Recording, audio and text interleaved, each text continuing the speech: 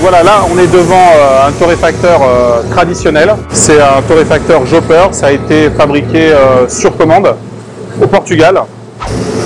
Le café vert qui est mis dans une trémie, qui va être aspiré dans la trémie du haut en attente et qui va être mise dans le tambour, dans le torréfacteur, dans le four pour être torréfié.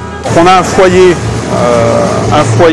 de gaz en dessous le tambour du torréfacteur qui va venir donc chauffer le cylindre et c'est donc l'air chaud et la température du cylindre en acier qui va venir torréfier le café.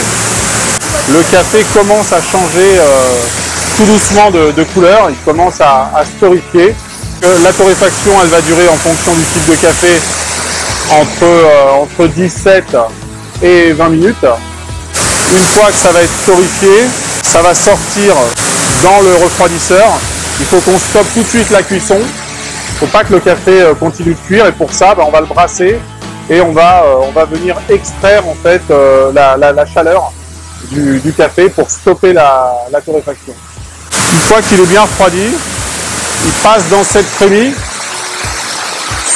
C'est une trémie de stockage, d'attente et en fait, elle est munie d'un éclaireur, c'est-à-dire qu'on ne va aspirer que les grains de café.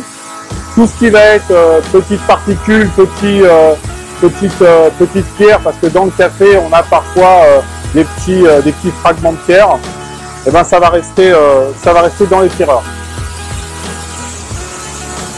La fin de torréfaction, elle va être faite en fonction du type de café que l'on veut avoir.